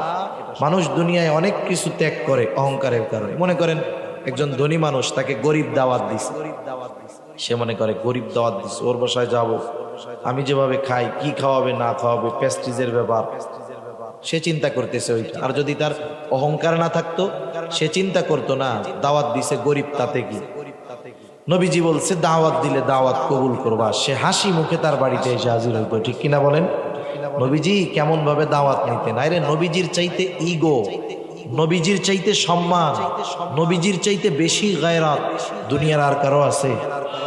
কারো নাই। এক সাহাবী বিবাহ করছে, এখন বিবাহ করার পরে সে মসজিদে আসছে, যখন আরেক সাহাবী বলতেছে ইয়া রাসূলুল্লাহ, এই যে ও কিন্তু বিবাহ করছে। নবীজি বলতেছে তুমি বিবাহ করছো, অলিমা করছো? এই সাহাবীর মুখটা মলিন হয়ে গেছে, বলে ইয়া রাসূলুল্লাহ করছি। দাওয়াত দাও নাই কেন? বলে ইয়া রাসূলুল্লাহ আমি গরিব মানুষ, একেবারে সামান্য কিছু দিয়া আমি অলিমা করছি, এই জন্য আপনার দাওয়াত দেই না। নবীজি বলতেছে কেন দাওয়াত দিলা না? তুমি আমারে দাওয়াত দিতা, আমি যাইতাম, তোমার অলিমায় আমি শরীক হইতাম। সুবহানাল্লাহ। সেজন্য কিছু কিছু ক্ষেত্রে আছে জইসা দাওয়াত নিতে হয়। আপনি গরিবের আত্মীয় স্বজন গরিব আছে না, মাঝে মাঝে সে আপনারে বলতেই ভয় পায় যে একদিন আইসেন, আপনি নিজের থেকে যায় বলবেন এই তোমার বাড়িতে আমি কালকে খামু। আবার যদি চিন্তা হয় যে খাইতে গেলে আমার জন্য আলাদা অ্যারেঞ্জমেন্ট করা তার জন্য কষ্টের, মাঝে মধ্যে এমনিই চলে যাবে, যায় দেখলেন আলু ভর্তা দিয়ে খাইতেছে, আপনি তার সাথে খান, দেখবেন আল্লাহ তাআলা অন্তরটাকে ক্লিয়ার করে দিবে, পরিষ্কার করে দিবে। এজন্য এই শিক্ষাগুলো আমরা আমাদের সন্তানদের দিব। এখন আপনারা একটু জবাব দিবেন, বলেন হযরত লোকমান তার সন্তানদের যে শিক্ষাগুলো দিয়েছে, নসিহতগুলো করছে, আমরা যদি আমাদের সন্তানদের দেই, এই নসিহতগুলা করি, আমাদের সন্তানেরা যদি এই কথাগুলা অনুযায়ী আমল করে, এই সন্তান শুধু সন্তান থাকবে না সম্পদে পরিণত হবে? আরে আপনি আছেন এইখানে, ছেলে যে জায়গায় যাক আপনি নিশ্চিন্তে থাকবেন, কারণ আমার সন্তান সুসন্তান, কোনো টেনশন আপনার থাকবে না, বার্ধক্যকালে চিন্তা করা লাগবে না, মরার পরে এই সন্তান আপনার সম্পদ হবে। আপনি এই সম্পদ দুনিয়া রাইখা গেছেন, ও দোয়া করবে, কোরআন তিলাওয়াত করবে আপনার জন্য, কবরে বৈশা বৈশা সেই সুফল আপনি আমি ভোগ করতে পারবো। এজন্য আল্লাহ সুবহানাহু ওয়া তাআলা আমাদের সবাইকে কথাগুলো বুঝবার, আমাদের সন্তানগুলোকে দুনিয়া আখিরাতের সম্পদে পরিণত করার তৌফিক আল্লাহ দান করুন। সকলে বলি আমিন। ওয়া আখিরু দাওয়ানা আনিল হামদুলিল্লাহি রাব্বিল আলামিন। আসসালামু আলাইকুম ওয়া রাহমাতুল্লাহি ওয়া বারাকাতুহু।